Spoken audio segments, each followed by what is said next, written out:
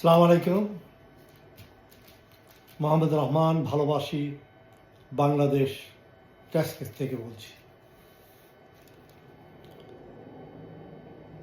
গত 2 দিন আগে আমি ইরানের উপর ইসরায়েলের অতর্কিত আক্রমণ এবং তাদের নিউক্লিয়ার রিঅ্যাক্টরগুলো ধ্বংস, তাদের 20 জন আর্মি জেনারেলকে ইসরায়েল মাসাদের মাধ্যমে হত্যা করেছে, এগুলো বলেছিলাম এবং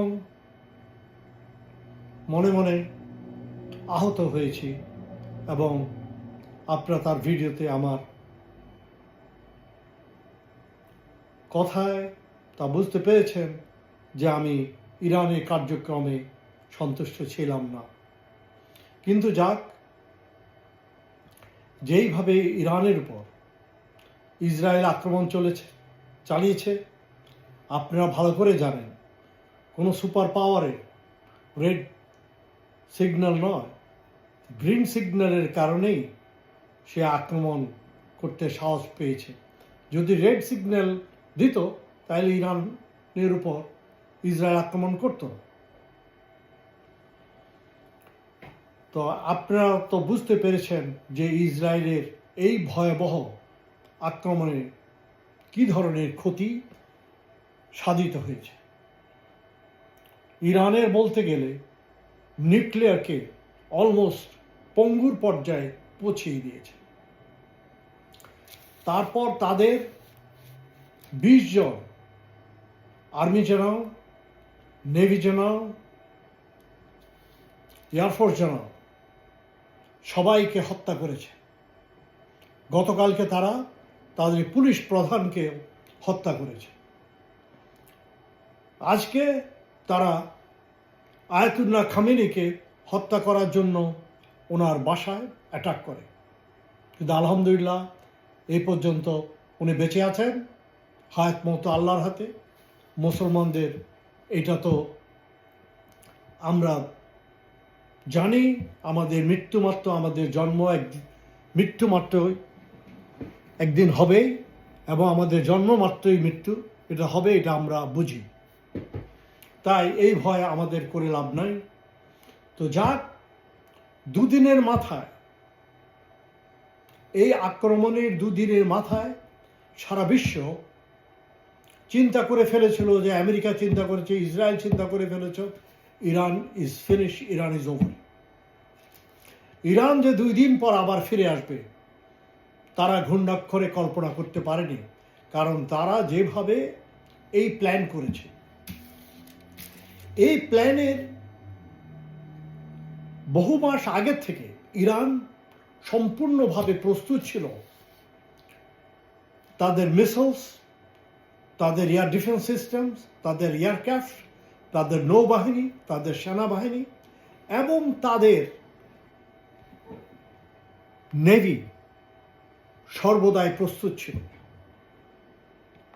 কিন্তু এইখানে একটা কথা বলতে হয়, দুর্ভাগ্যবশত আপনার পেটের ভিতর যদি আপনার শত্রু থাকে, তাকে আপনি কিভাবে সামাল দিবেন? পেটের ভিতরে শত্রু কি জানেন? সেই পেটের ভিতর শত্রু হচ্ছে শাহ। ইরানের যে শাহকে তারা 46 বছর আগে ক্ষমতাচ্যুত করেছে, তারই বংশধর, তারই সমর্থক সেনাবাহিনী এবং লোকেরা, তারা এই সেনাবাহিনীর সাথে বিশ্বাসঘাতকতা করেছে।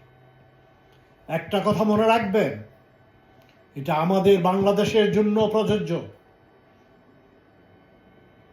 আপনার দুধ হচ্ছে আপনার অনেক পুষ্টিকর খাদ্য, কিন্তু দুধের মধ্যে একটা চনা পড়লে সেই দুধ পুরো ধ্বংস হয়ে যায়। ঠিক সেনাবাহিনী হচ্ছে, বিমান বাহিনী হচ্ছে, নৌবাহিনী হচ্ছে জাতির মেরুদণ্ড এবং জাতির শক্তি। তার মধ্যে বেঈমানরা যখন বাসা বাঁধে, তখন সেই সেনাবাহিনীকে ধ্বংস করা অনেক সহজ হয়। তাই ইসরায়েল যখন ইরানের উপর আক্রমণ করে, তাদের সমস্ত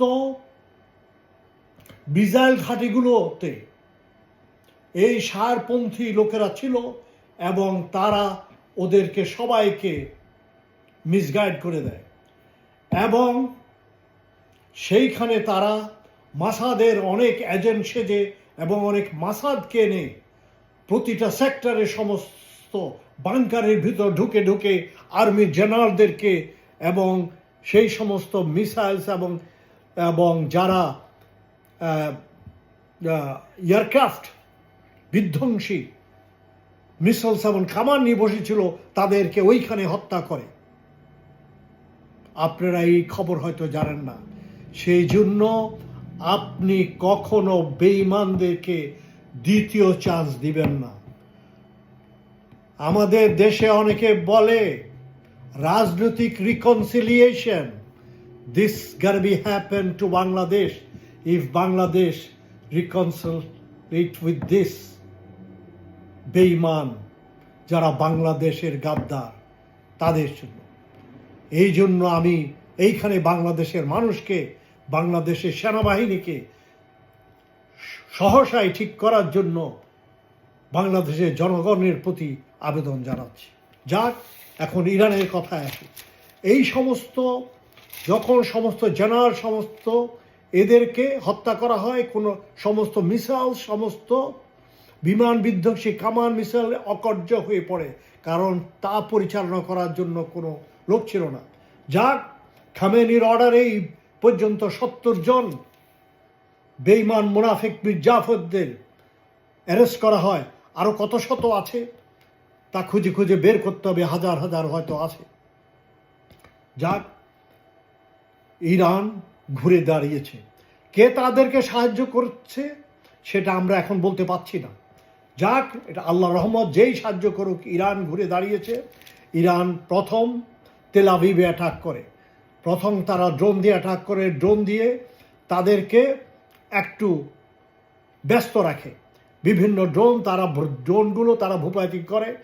এই জন্য ড্রোনগুলো ব্যস্ত রাখে যে পেট্রিয়ট মিসাইলসের ব্যাটারিগুলো অপারেট হইতে থাকে। আপনারা এখানে জানেন না হয়তো, এই যে পেট্রিয়ট মিসাইলস যখন অপারেট হয় তার ব্যাটারি একটা সার্টেন টাইম পর্যন্ত চলে, এরপর সে অকার্যকারী হয়ে যায়। তো এই জন্য এইসব প্যাট্রিয়ট ব্যাটারিকে তারা ব্যস্ত রাখে এবং এরপরে ইরান তার মিসাইলস আক্রমণ শুরু করে। মিসাইলস আক্রমণ করে সে তেল আভিভকে লণ্ডভণ্ড করে দেয়। এর মধ্যে ইসরায়েলকে ইরান অনেকগুলো ডামি মিসাইলস পাঠায়।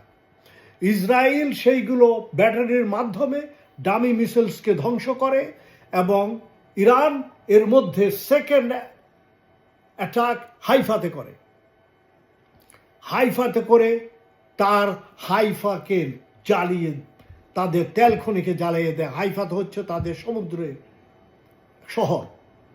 যাক, কিছুক্ষণ আগে, 1 ঘন্টা আগে বিবিসি বলল যে এই ইরানি 1, 2, 3 হামলায় ইসরায়েলের লণ্ডভণ্ড হয়ে গেছে তেল আভিভ এবং হাইফা। এবং বিবিসি বলেছে 55 বেশি ইসরায়েলি মারা গেছে এবং 150-র মতো তারা আহত হয়েছে, বা 400-500 হতে পারে। এখন যেখানে 400-500 লোক আহত এবং বলছে 150 সিরিয়াস ইনজুর্ড এবং অনেক আহত, হসপিটালগুলো ভরে যাচ্ছে। পাকিস্তান রেডিও থেকে বলছে 86 জন ইসরায়েল নিহত এবং অনেকে আহত। এখানে ইন্দোনেশিয়ার থেকে বলেছে যে ইসরায়েলের চরম ক্ষতি হয়েছে। আমেরিকার একজন লেফটেন্যান্ট কর্নেল, উনি আগে সিআই ইন্টেলিজেন্স ছিলেন, উনি বলেছেন যদি এইভাবে ইরান আর 5টা আক্রমণ ইসরায়েলের উপর চালিয়ে যায় তাহলে ইসরায়েল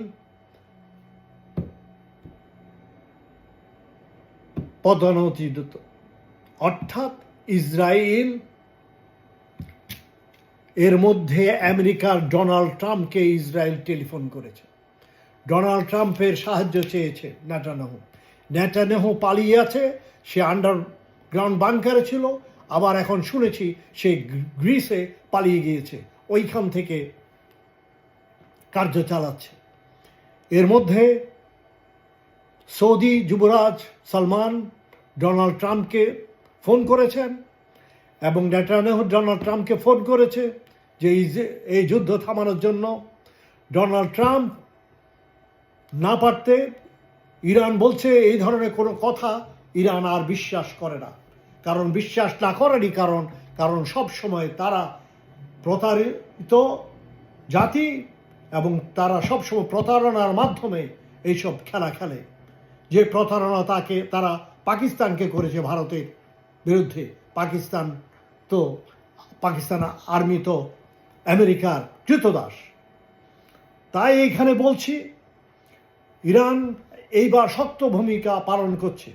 এই জন্য ডোনাল্ড ট্রাম্প এখন পুতিনকে ধরেছেন, পুতিনকে বলছেন আপনি ইরানকে একটু ঠান্ডা করেন, ইরানকে দিয়ে এখন এই যুদ্ধ মিডল ইস্টে চললে পৃথিবীর অবস্থা ভয়াবহ হয়ে যাবে শান্ত করার জন্য। কিন্তু আমি মনে করি এই পর্যন্ত ইরান যা করেছে ভালো করেছে।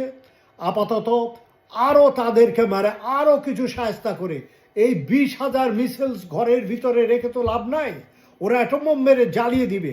তো আপনি ব্যবহার করে তাদেরকে পদান্বিত করেন, তারাই আসবে, হাঁটু গেড়ে আসবে আপনার কাছে। ডোনাল্ড ট্রাম্পও আসবে আপনার কাছে, কারণ মায়ের উপর জবাব নাই। আপনি মারতে পারলে আপনাকে সবাই সম্মান করবে, আর যদি আপনি মারতে না পারেন, দাঁড়াতে না পারেন, আপনাকে কেউ সম্মান করবে না। তাই আমি বলছি ইরান আলহামদুলিল্লাহ আপনারা ভালো করেছেন, সমস্ত মুসলিম জাহান আপনাদের পক্ষে আছে। আমরা আমেরিকার থেকে বলছি আমরাও আপনাদের পক্ষে আছে। আমেরিকার লক্ষ লক্ষ লোক, মেজরিটি আমেরিকার লোক আপনাদের পক্ষে আছে, তারা জানে ইসরায়েল অন্যায় করেছে। এই বলে আমি শেষ করছি। আসসালামু আলাইকুম।